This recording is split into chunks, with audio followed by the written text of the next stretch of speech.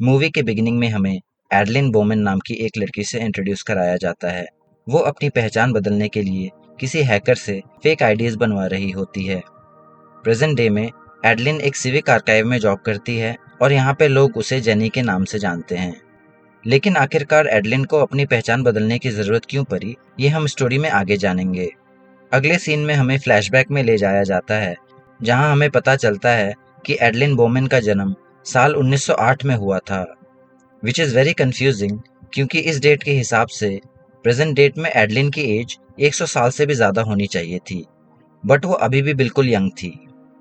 Flashback में आगे दिखाया जाता है कि साल 1929 में एडलिन की शादी एक इंजीनियर से होती है और उसके 3 साल बाद उनकी एक बेटी होती है, जिसका नाम वो दोनों फ्लेमिंग रखते हैं। कुछ सालों तक सब नॉर्मल रहता है, लेकिन साल 1937 में एक अंडर कंस्ट्रक्शन ब्रिज के गिरने से उसके हस्बैंड की डेथ हो जाती है। हस्बैंड की डेथ के 10 महीने बाद जब वो अपने पेरेंट्स के घर ड्राइव करके जा रही होती है, तभी वो देखती है कि स्नोफॉल होने लगी है। उस सिटी में स्नोफॉल बहुत रेयर अकरेंस था, जिसके वजह से वो डिस्ट्रैक्ट हो जाती है और उसकी कार एक लेक में जा गिरती है। झील में गिरने की वजह से एडलाइन की दिल की धड़कनें रुकने लगती है और उसका शरीर झील के ठंडे टेम्परेचर की वजह से ठंडा पड़ने लगता है। लेकिन उसी टाइम अचानक वहां एक लाइटनिंग उसके कार पे गिरता है, जिससे उसके शरीर को एक जोर का झटका लगता है और एडलाइन की सांसें फिर से चलने लगती है और वो बच जाती है। इस एक्सीडेंट के दौरान एक मिरेकल होता है और एडलाइन की जिंदगी एकदम से बदल जाती है। उस दिन के बाद से एडलाइन की एज एक दिन भी नहीं बढ़ती और वो 29 की ही रह जाती है। शुरू शुरू में तो उसे कुछ समझ नहीं आता और वो यंग स्किन का क्रेडिट कभी किसी फ्रेंच क्रीम या कभी अपनी जीन्स को दे देती है, लेकिन ऐसा करते करते वो 45 साल की हो जाती है और अब वो अपनी बेटी से भी यंग दिखने लगती है, जो उसके जान पहचान के लोगों को बहुत अजीब लगता है। सब जानना चाहते थे कि उसके इतने यंग दिखने के पीछे क्या राज है। एक दिन एडलिन अपनी कार ड्राइव कर रही होती है कि तभी एक ट्रैफिक पुलिस वाला उसे रोक लेता है। जब वो उसके डॉक्यूमेंट्स चेक करता है तो वो ये मानने को तैयार ही नहीं होता कि एडलिन 45 साल की है। उसे लगने लगता है कि एडलिन के डॉक्यूमेंट्स फेक है और वो एडलिन को फर्दर इंक्वायरी के लिए पुलिस स्टेशन भेजता है। उस दिन के बाद से कुछ लोग एडलिन का पीछा करने लगते हैं। एडलिन ये सबसे परेशान होकर अपना शहर बदल लेती है और एक मेडिकल स्कूल में क्लर्क की जॉब ज्वाइन कर लेती है। वो खुद के कंडीशन को जानने के लिए बहुत रिसर्च करती है, लेकिन उसे कोई क्लू या जवाब नहीं मिलता जो उसके इस कंडीशन को एक्सप्लेन कर सके।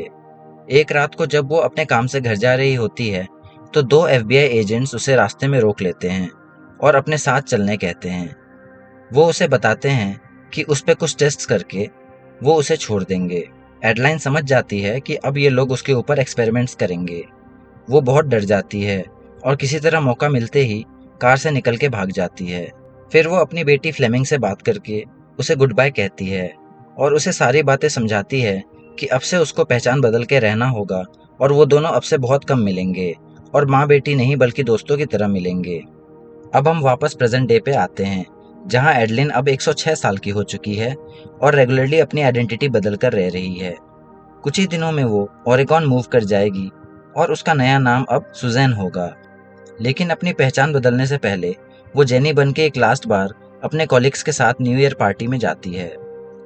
एडलाइन को वहाँ पे एक लड़का दिखता है जो उसे बहुत ज़्यादा पसंद आता है। वो लड़का भी एडलाइन में इंटरेस्ट दिखाते हुए उसे अप्रोच करता है। उस लड़के का नाम एलिस जोन्स होता है। जब एडलिन घर जाने लगती है तो वही लड़का उसे लिफ्ट में मिलता है।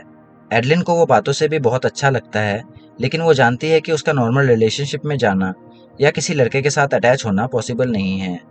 इसलिए वो उस लड़के से ज़्यादा बात नहीं करती और वहाँ से चली जाती है। अगले दिन न्यू ईयर होता है और उस दिन एडलिन अपनी बेटी से किसी रेस्टोरेंट में मिलती है, जो कि अब काफ़ी ज़्यादा बूढ़ी हो चुकी है।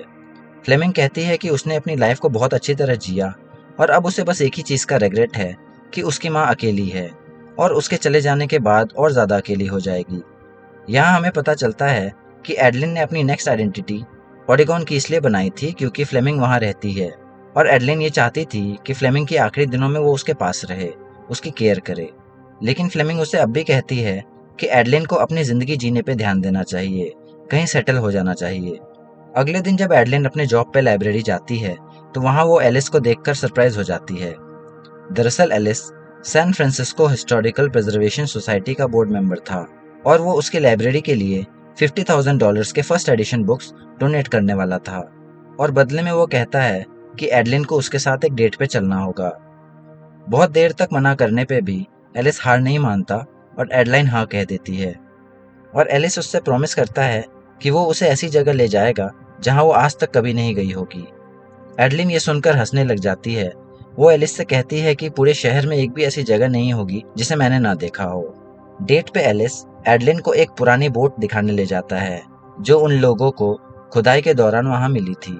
एडलिन इस बात से काफी इम्प्रेस होती है क्योंकि ये असल में एक ऐसी जगह थी जो उसने नहीं देखी थी। एलिस बहुत कोशिश करता है कि वो उसे लंच पे भी ले जाए, लेकिन एडलिन नहीं मानती। फिर वो एडलिन से एक शर्त लगाता है कि वो उसे एक जोक सुनाएगा और अगर एडलिन उस पर नहीं हंसी तो वो गिव अप कर देगा और उसको परेशान नहीं करेगा। लेकिन अगर वो शर्त जीत गया तो एडलिन को उसके साथ डिनर पे चलना होगा। फिर एलिस एक काफी सोफिस्टिकेटेड जोक सुनाता है जिसपे ना चाहते हुए भी एडलिन को हंसी आ जाती है और वो डिनर पे चलने के लिए मान जाती है। वो जैसे ही डेट पे पहुंचती है वो देखती है कि एलिस अपने हाथों से उसके लिए खाना बना रहा है। वो दोनों घंटों तक बातें करते हैं और ऑल ऑफ ए सडन एक दूसरे को किस करने लगते हैं। उस रात एडलिन वहीं पे रुक जाती है। अगली सुबह जैसे ही वो काम के लिए निकलने लगती है एलिस उससे पूछता है कि क्या वो दोनों दोबारा मिल सकते हैं। एलिस उससे कहती है कि उसे इस बारे में सोचना होगा क्योंकि वो जल्द ही ओरेगॉन मूव कर रही है। उस दिन वो बहुत खुश रहती है, लेकिन जैसे ही वो शाम को घर पहुंचती है वो देखती है कि उसका डॉग बहुत बीमार है। ये डॉग उसके साथ काफी दिनों से था। उम्र की वजह से उस डॉग की डेथ हो जाती है और इसी बात से एडलाइन को रियलाइजेशन होता है कि हर इंसान जिससे वो प्यार करेगी वो एक दिन बूढ़ा हो जाएगा और मर जाएगा, लेकिन वो जिंदा रह जाएगी। और वो इसी बात से बहुत ज्यादा सैड हो जाती है और एलिस के मैसेजेस को इग्नोर करने लगती है। एलिस फिर लाइब्रेरी से उसका एड्रेस ढूंढकर अचानक उसके सामने आ जाता है। एडलिन इस बात से बहुत ज्यादा गुस्सा होती है और ओवर रिएक्ट करते हुए उस पर चिल्लाती है। वो एलिस से कहती है कि वो नहीं चाहती कि वो किसी से भी ज्यादा अटैच हो। वो एलिस को वहां से चले जाने को कहती है। एडलिन अब अंदर से पूरी तरह टूट जाती है। वो अपनी बेटी फ्लेमिंग से बात करती है और उसे एलिस के बारे में बताती है। फ्लेमिंग उसे दोबारा वही बात कहती है कि उसे अपनी जिंदगी में सेटल हो जाना चाहिए। फ्लेमिंग से बात करने के बाद एडलिन को ये रियलाइज होता है कि उसने एलिस के साथ अच्छा नहीं किया और उससे बहुत ज्यादा ही रूडली बिहेव किया। एडलिन को अपनी गलती का एहसास होता है और वो भागते हुए एलिस के घर जाती है। वो उसे कहती है कि वो उसे एक डेट पे ले जाना चाहती है। एलिस जब उससे पूछता है कि वो उसे कौन सी जगह डेट पर लेकर जाएगी, वो भी उसे कहती है कि वो उसे ऐसी जगह ले जाएगी जहां वो भी पहले कभी नहीं गया हो। एडलिन उसे एक पुराने पिक्चर हाउस में लेकर जाती है जिसकी शुरुआत साल 1930 में हुई थी। यहाँ सालों से कोई नहीं आया था और दोनों यहाँ बैठकर काफी वक्त बिताते हैं। बातों ही बातों में एलिस उससे कहता है कि उसके पेरेंट्स की एनिवर्सरी आने वाली है, इसलिए वो चाहता है कि एडलिन इस वीक उसके साथ उसके घर चले। एडलिन भी अब एलिस से बहुत ज्यादा प्यार करने लगी थी और इसलिए बिना ज्यादा सोचे वो उसे हाँ कह देती है। हालांकि एडलिन ने अभी भी उसे अपना असली नाम नहीं बताया था। जैसे ही वो एलिस के घर पहुंचती है उसकी माँ और उसकी बहन उससे मिलकर बहुत खुश होती है, लेकिन उसके फादर कुछ ऐसा कहते हैं जिससे हम सब लोग शॉक हो जाते हैं। एलिस के फादर का नाम विलियम था और वो जेनी को देखते ही पहचान लेते हैं और उनके मुंह से एडलिन निकलता है। एडलिन भी जैसे ही विलियम को देखती है वो एकदम स्पीचलेस हो जाती है। वो सबको झूठ कहती है कि एडलिन उसकी माँ का नाम था और वो बिल्कुल उन्हीं के जैसी दिखती है। विलियम को शौक से उभरने में अच्छा खासा टाइम लगता है और वो एडलाइन से नजर हटा ही नहीं पाता। वो उसे बार बार एक ही बात कहता है कि वो और उसकी माँ बहुत ज्यादा क्लोज थे। जिस एक्साइटमेंट से विलियम एडलिन के बारे में बातें करता है वहाँ पे उसकी फैमिली को वो काफी ऑकवर्ड लगता है। इसके बाद हमें एक और फ्लैशबैक में ले जाया जाता है जहाँ हम एडलिन और विलियम की पहली मुलाकात को देखते हैं। विलियम उन दिनों 26 साल का हुआ करता था। एक रोज जब वो अपनी साइकिल से कहीं जा रहा था तभी रास्ते में उसे एडलिन मिलती है जिसकी कार खराब हो गई थी। वो कार ठीक करने में उसकी हेल्प करता है और बातों ही बातों में वो दोनों दोस्त बन जाते हैं। एडलिन उसे बताती है कि लोग प्यार से उसे डेला बुलाते हैं। दोनों कुछ हफ्तों तक लंदन में साथ रहते हैं और उसके बाद विलियम उसे अपने साथ यूएस ले आता है। प्रेजेंट डे में विलियम अपनी फैमिली को बताता है कि वो उस टाइम मेडिसिन पढ़ रहा था और अपने करियर को लेके ऑलमोस्ट गिव अप कर चुका था क्योंकि उसकी रुचि एस्ट्रोनॉमी में थी। जब उसने ये बात एडलिन को बताई तो एडलिन उस पर हंसने लगी और उसने विलियम से कहा कि लाइफ बहुत शॉर्ट है और उसे जो पसंद है उसे वही करना चाहिए। अब भी देर नहीं हुई और उसने एडलिन के कहने पे ही मेडिसिन छोड़ के फिजिक्स पढ़ना शुरू किया और आगे चल के एक रेनॉन्ड एस्ट्रोनॉमर बना। यानी कि उसकी जिंदगी में आज वो जो कुछ भी था वो एडलिन के वजह से था। जब विलियम की वाइफ ये सब सुनती है तो उसे बहुत हर्ट होता है और वो वहाँ से उठ के चली जाती है। विलियम जब उसे मनाने जाता है तो वो कहती है कि वो विलियम की सेकंड चॉइस है और इस बात से उसे बहुत खराब लग रहा है। क्लियरली विलियम की पहली पसंद एडलाइन थी, लेकिन विलियम किसी तरह अपनी बीवी को मना लेता है और कहता है कि एडलाइन के साथ जो कुछ भी था उसका कोई रिजल्ट नहीं निकला। वो उसके लाइफ की एक क्लोज चैप्टर की तरह है जो उसकी बेटी के अचानक सामने आने की वजह से फिर से उसके सामने आ गया। उस रात वो सभी एक ट्रिविया गेम खेलते हैं और उसी गेम के बीच हमें पता चलता है कि विलियम ने जिस कॉमेट को डिस्कवर किया था उसका नाम उसने डेला रखा था, विच मीन्स कि वो एडलिन से बहुत ज़्यादा प्यार करता था और आज भी उसे नहीं भूला था। फैमिली मेंबर्स को उसने झूठ कहा था कि वो नाम उसने अपनी ग्रेट आंट एडल के नाम पे रखा है, लेकिन एडलिन वो नाम सुनते ही सब समझ जाती है और उसके आंखों में आंसू आ जाते हैं। इसके बाद जब सब सो जाते हैं तो एडलिन बाहर टहलने आती है और देखती है कि विलियम स्टार्स को देख रहा है। वो दोनों आपस में बातें करते हैं और एडलाइन पूछती है कि उसने उस कॉमेट का नाम उसकी माँ पे क्यों रखा। विलियम बताता है कि वो उसकी माँ से बहुत प्यार करता था, वो उसे प्रपोज करने वाला था और रिंग के साथ एक पार्क में उसका इंतजार कर रहा था, लेकिन एडलाइन वहाँ पे नहीं आई। बातों ही बातों में विलियम उसके हाथों पे एक निशान देख लेता है और वो समझ जाता है कि ये एडलाइन की बेटी नहीं बल्कि एडलाइन ही है, क्योंकि वो निशान एडलाइन के हाथ पे एक चोट की वजह से बना था जिसपे खुद विलियम ने ही स्टिचिंग किया था।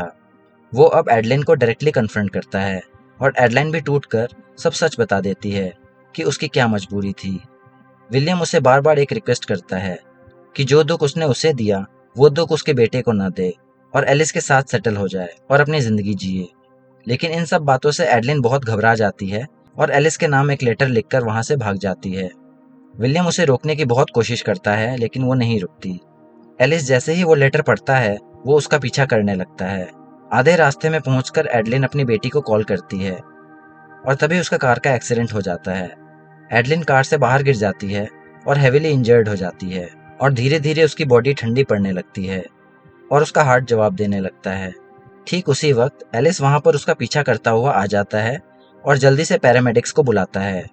पैरामेडिक्स इमीडिएटली एडलिन को इलेक्ट्रिक शॉक्स देकर रिवाइव करते हैं और उसे हॉस्पिटल ले जाते हैं। हॉस्पिटल जाके जब एडलिन होश में आती है तो एलिस वहीं बैठा होता है। एलिस उससे कहता है कि उसे शायद इतनी जल्दी प्रपोज नहीं करना चाहिए था और एडलिन के भागने के पीछे वो खुद को कारण बताता है, लेकिन एलिस अपनी बात पूरी करता उससे पहले ही एडलिन उससे कहती है कि वो भी उससे बहुत ज़्यादा प्यार करती है और उसके साथ ही पूरी ज़िंदगी गुजारना चाहती है, लेकिन इस सब से पहले उसे कुछ सच बताना है और शुरुआत वो अपने असली नाम से करेगी। वो सारी बातें एलिस को बता देती है। तभी फ्लेमिंग वहाँ आ जाती है और एलिस को देखकर कहती है कि वो एडलिन की दादी है, लेकिन एडलिन उसे बताती है कि एलिस अब सारी सच्चाई जानता है। फ्लेमिंग जैसे ही ये बात सुनती है वो खुशी से रो पड़ती है। वो अपनी माँ से कहती है कि फाइनली अब वो अपनी ज़िंदगी नॉर्मल तरीके से जिएगी। अगले सीन में हमें 1 साल आगे ले जाया जाता है जहाँ पे हम देखते हैं कि एलिस और एडलिन किसी पार्टी में जाने के लिए रेडी हो रहे हैं। तभी एडलिन मिरर में अपने सर पे एक सफ़ेद बाल देखती है और उसकी आंखों में आंसू आ जाते हैं क्योंकि उसे रियलाइज़ होता है कि अब वो वापस से नॉर्मल हो चुकी है। और हमें बताया जाता है कि कार एक्सीडेंट के बाद जो पैरामेडिक्स ने उसे शॉक दिया था उसके वजह से उसका शरीर वापस से नॉर्मल एजिंग प्रोसेस फॉलो करने लगा और इसके साथ ही आसमान में डेला कॉमेट गुजरते हुए दिखाया जाता है, जिसका इंतजार विलियम काफ़ी टाइम से कर रहा था और मूवी यहीं पे ख़त्म हो जाती है। अगर आपको इस मूवी की कहानी अच्छी लगी तो सब्सक्राइब करना ना भूलें और अपना फीडबैक या सजेशन कमेंट बॉक्स में ज़रूर लिखें। धन्यवाद।